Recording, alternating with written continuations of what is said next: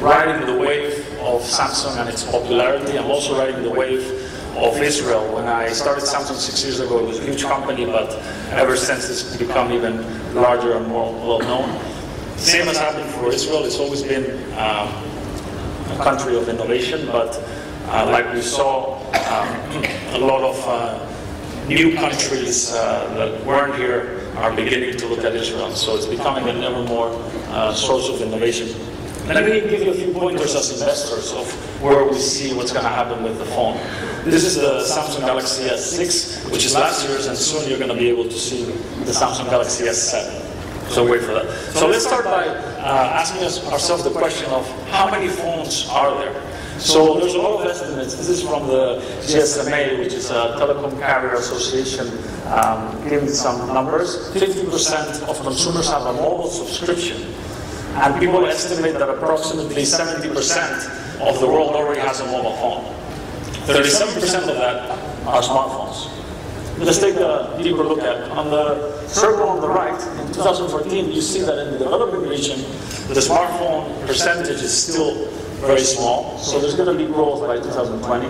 Obviously, in our developed world, that is significantly higher. Why is this important? This is important because already today, the mobile phone is the device of choice when accessing the internet.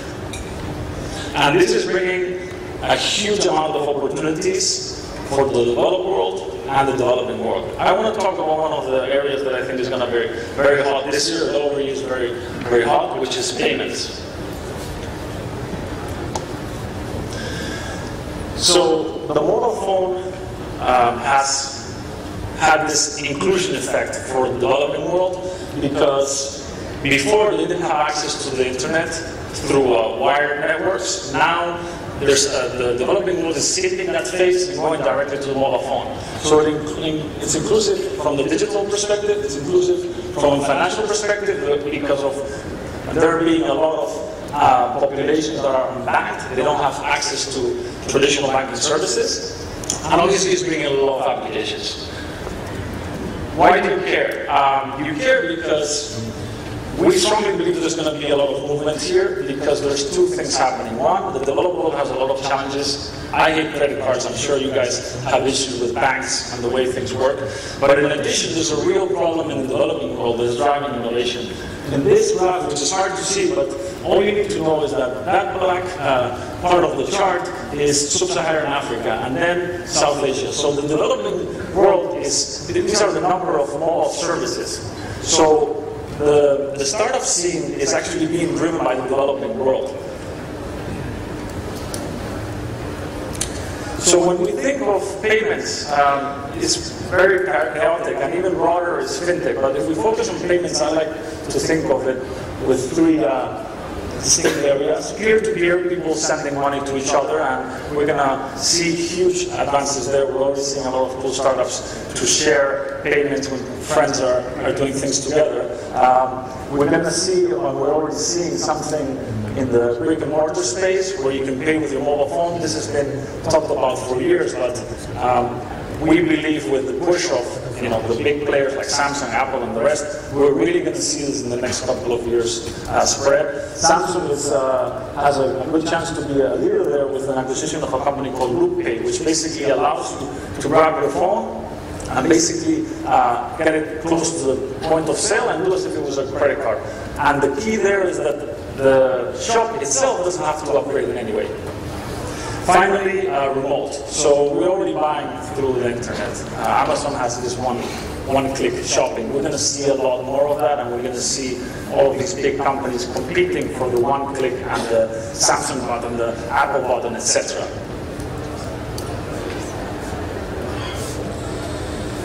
Now, let's go back and understand another challenge that I'm sure you're facing. My phone's about to die because I didn't charge it last night. I was too nervous and I forgot the charger. So, what's happening in the battery technology?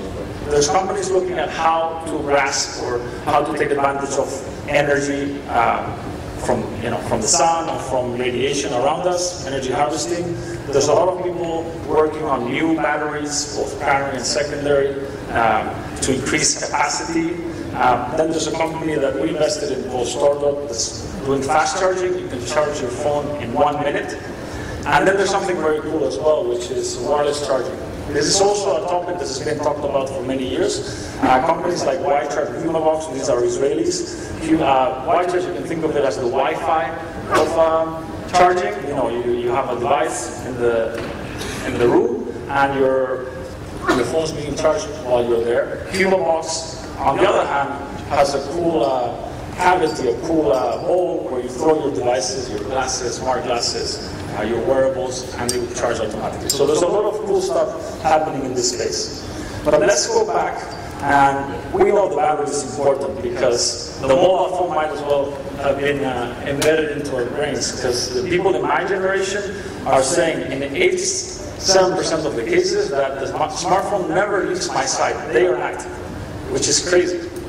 And if we look at the rest of the data, this is from a Kleiner Perkins presentation, I will see that people really are stuck to the phone. Now let's look at the uses. You're not going to have time to look at all of the detail, but what this is saying is, you know, the applications or the uses that are more common for people. And you know, we have SMS, voice calls, emails, obviously, and the number of days or times that we use it per day. I want to focus on social networking because it's going to lead me to one of the topics that is very hot. So, what are the generations said? These are younger generations looking at. There's a common denominator. We have social networks such as Instagram, Twitter, Facebook, Snapchat, Pinterest. And what they have in common is that they're using the camera and they're sharing a ton of pictures. So, you know, not only that, our generation, the millennials, they're using, in 44% of the cases, the camera at least once a day, which I think is crazy. So this highlights the importance of the camera. So how's the camera of the future going to look like?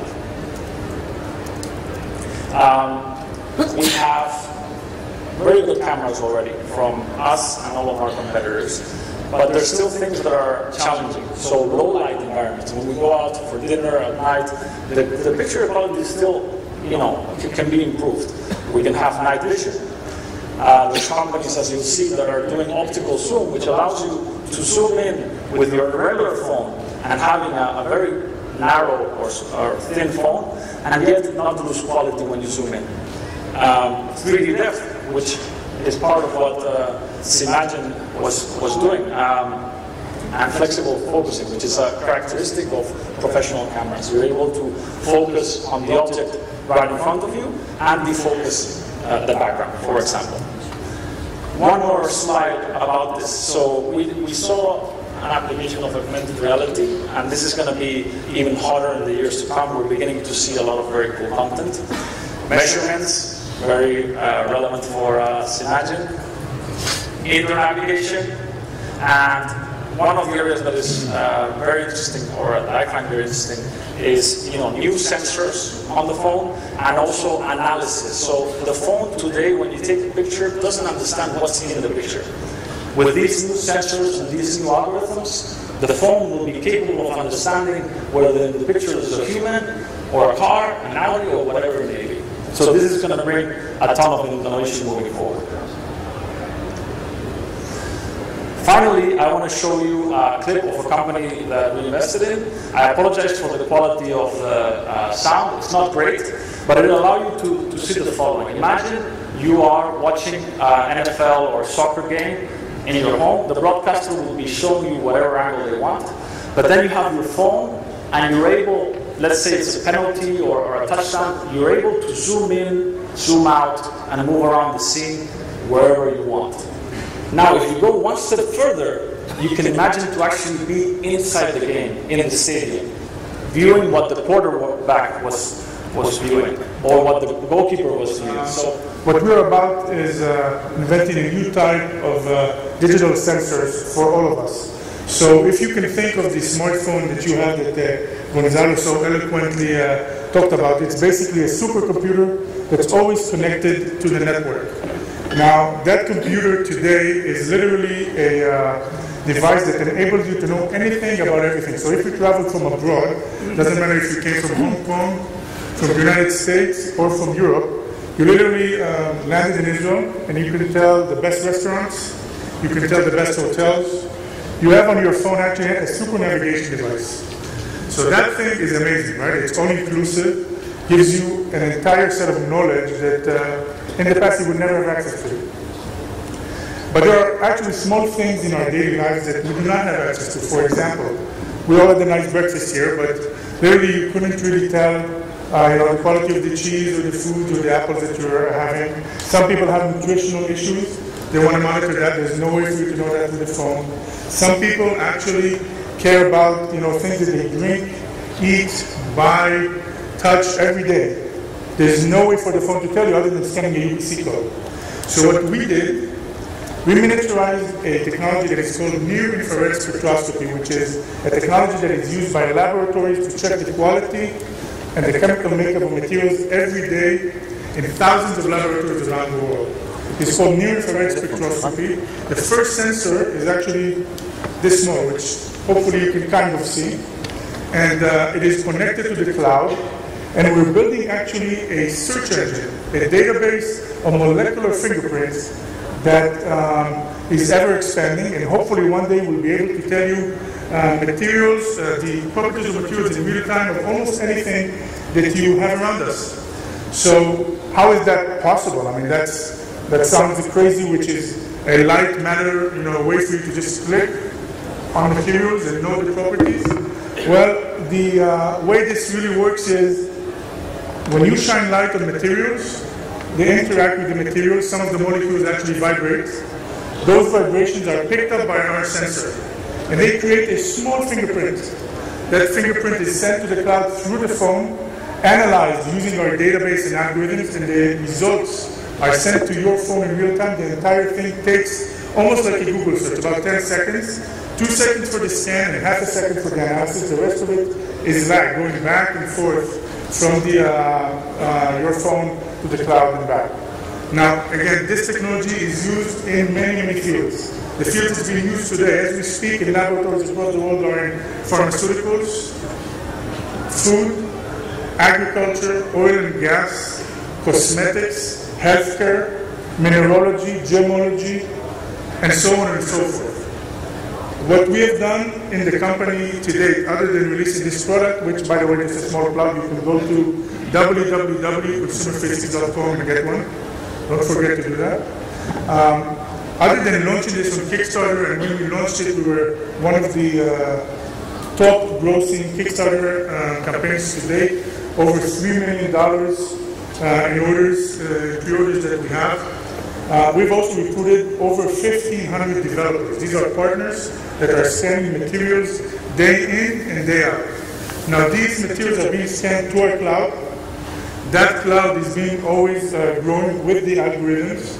And we hope that through these developers, we'll be able to expand even further the database that we have.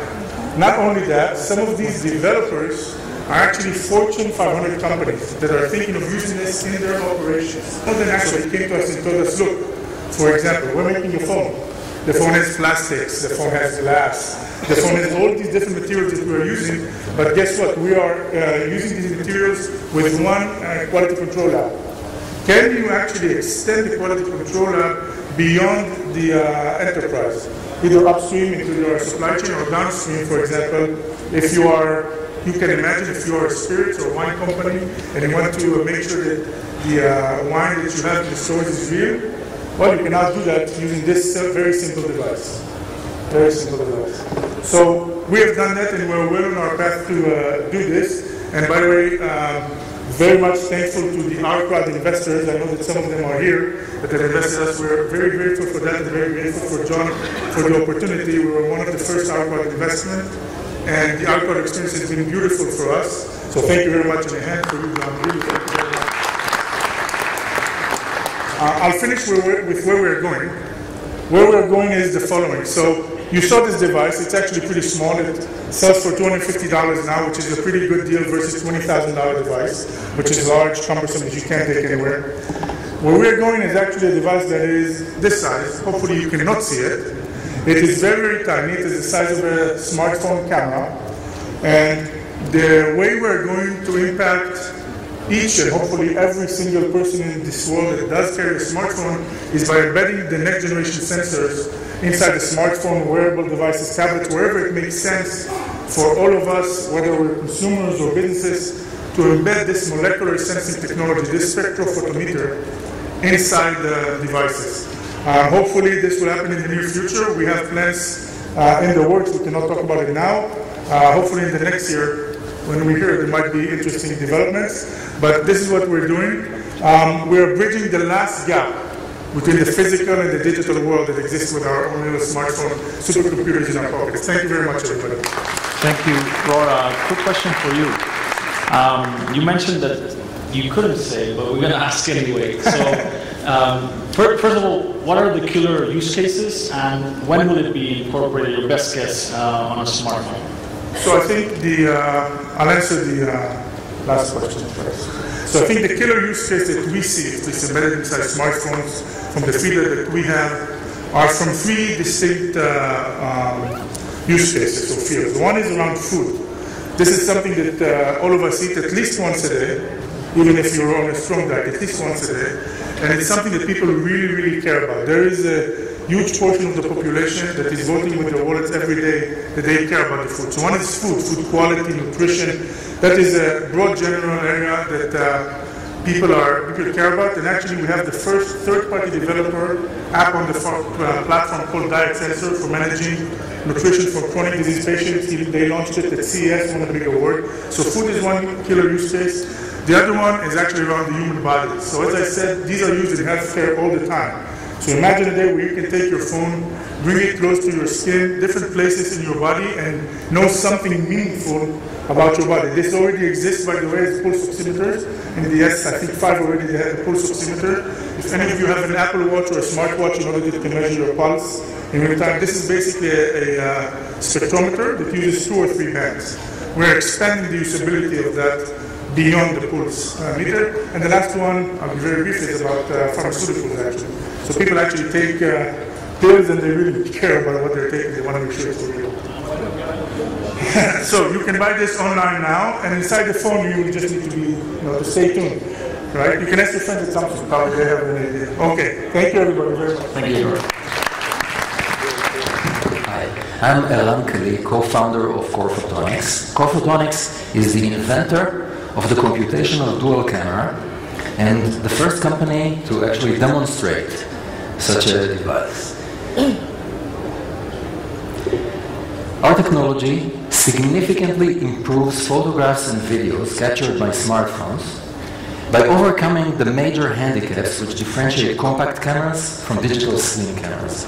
Those major handicaps are the lack of optical zoom, noisy images in low light, and mechanically related issues. Our technology, the dual camera, is based on 2 different optical systems which are fused with a very high fidelity, very high quality, into a single superior image by some processing that we also developed. We designed the camera, we developed the software. This is part of our core competency. On the right side, you can see in a dark room an image taken by the illustrious iPhone 6 camera. On the right side, you can see Corephotonics zoom camera, which has a significant gain both in resolution, much less noise. Judge for yourself, this is a true apples-to-apples comparison. Corephotonics approaches the market in an IP licensing approach. We give our deliverables to the supply chain. We enable the supply chain with all these different technology components. Eventually, we sell and try to license. Our target end customer is the smartphone OEM. As an IP licensing company, we invest a lot in patenting our technology, and our broad technology and patent portfolio and our strong relationship with the supply chain put us in a leadership position and give us a lot of recognition and validation that we have a truly differentiated solution. Corephotonics is selling into the smartphone market. Last year, this was a 1.4 billion unit market. We are trying to sell primarily to the high end, where the differentiation is worth investing in. And the market is still growing, it is increasingly competitive, and it is increasingly differentiating by the quality of the camera. This is a perfect climate for Corephotonics to penetrate this market. The chart that you see here is grading of the quality of a smartphone camera starting from iPhone 4 in 2011 until this very day by DxO, which is a luminary organization in image quality. You can see that we've gone a long way, but you can see that development or improvement is plateauing. Corephotonics estimates that the green line is the relative quality of a flagship digital still camera comparing to all these cameras.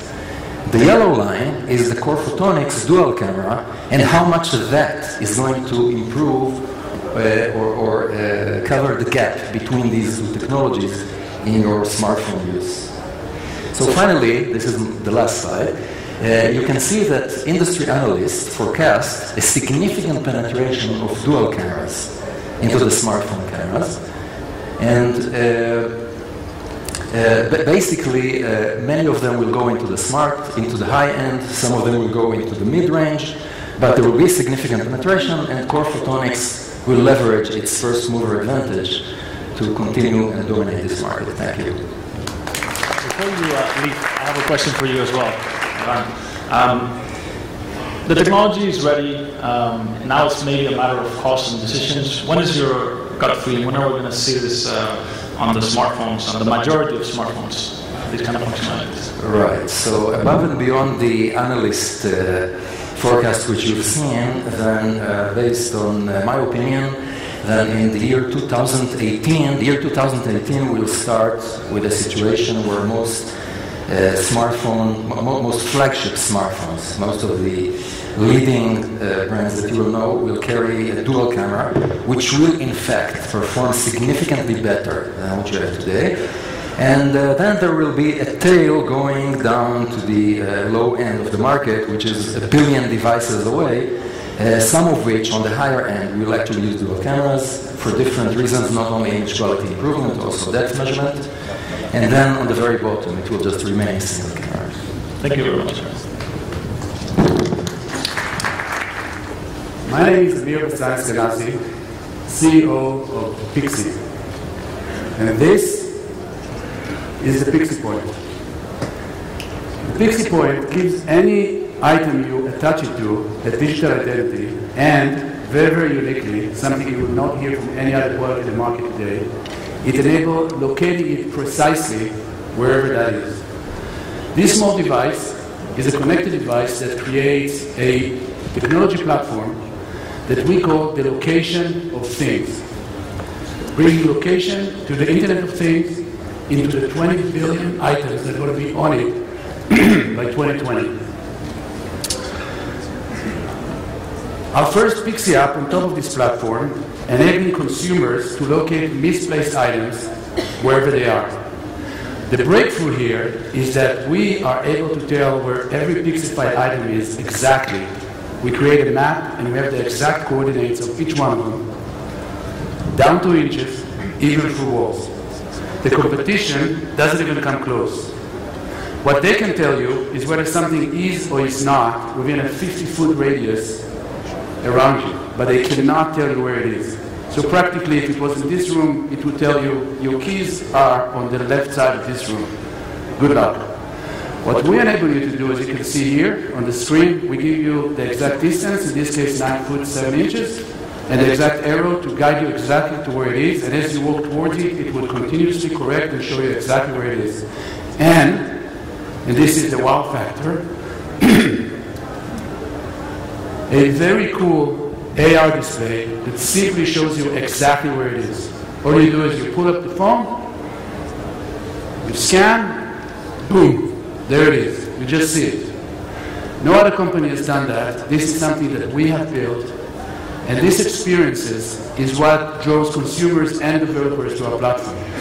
Now we're going to see a quick video of a user, a home video.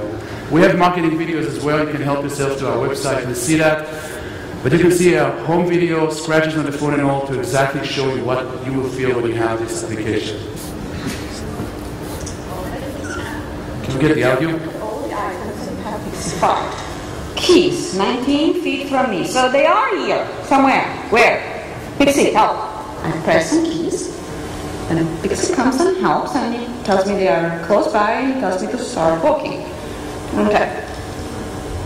So I start walking. It's acquiring the direction. It tells me to make a U-turn. Oh. So I get an arrow. It tells me follow the arrow to your right, and I get this little camera remote available on icon. So they must be there. On the arrows here. But that's what the app says. Okay, Pixie, can you show me? Ooh, that's where they are? Real? I don't see them. Okay, can you take me there? I'm going to follow the arrow. Since I'm getting closer. Ooh, this is interesting. So there is a sound. It must be close by. By where? Oh, it's like a detector. It's a proximity indicator. Really? I packed them already for the airport? Yes, I did. Here it is. Haha. That's awesome. Thank you so much, Pixie.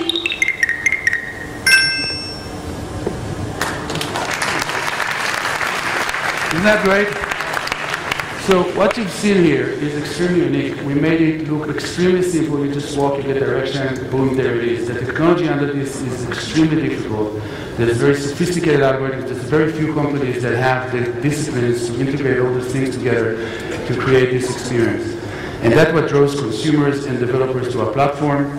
We started setting it at the end of December. We went on the App Store. You can now download the app. We're shipping the products.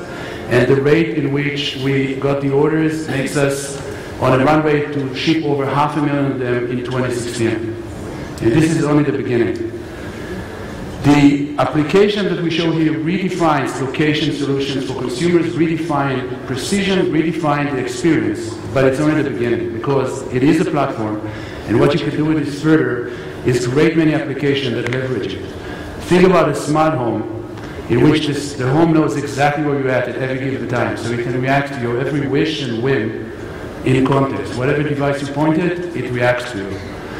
Think about a cleaning robotics that's not only much more efficient because it knows where it's at and where it's going, but it can react to voice that's telling it location-aware instructions. So instead of saying clean, say clean the kitchen, and you know what that is.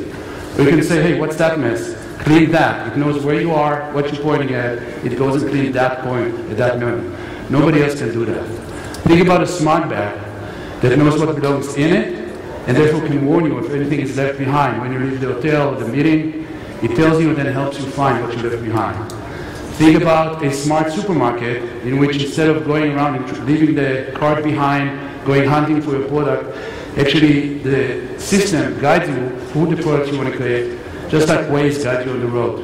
It turns your shopping list to a turn-by-turn for an indoor type of navigation type of solution. Thank you, Gonzalo, for including us in that regard in your slide. So these are great applications. There's going to be a lot of others that are coming out. And in summary, just look, there's going to be 20 billion items on the Internet of Things by 2020 for consumer application, enterprise application, industrial application. Think about the chaos if all those things were not easily locatable. Now think about the opportunity if they were, and you had the opportunity to command, control, have the knowledge uniquely associated with all this by knowing the location of things. This is what Pixie is all about. Thank you. Thank you very much. Quick question for you as well. I think you have to add the electroshock function for some of us that forget all the time. The question is, today you sell these tags for dozens of dollars. People like myself that need help even with their heads sometimes. When do you think these are going to be in the dollar? Sure. Well, we're selling tags at $17.50 per tag, so I suppose it's $1.50 to be exact. Now we price this even though the competition that we compete with that is much inferior product is selling typically at $25 per tag. The reason we've done that is we want to distribute this and proliferate it so everything is tagged and create the internet of your everything. Now, our roadmap is we're going to have 3 items. One is in every iteration we're going to make the tags smaller. We're going to make them less expensive and add functionality. So we expect in 2017 to move from the $17 to a single-digit high dollars per tag and be half the size. By 2018, it's going to be half again and be a mid single-digit dollars per tag. Of course, by then, there's going to be many billions of them, so we can even drive it more and do all kinds of more interesting things.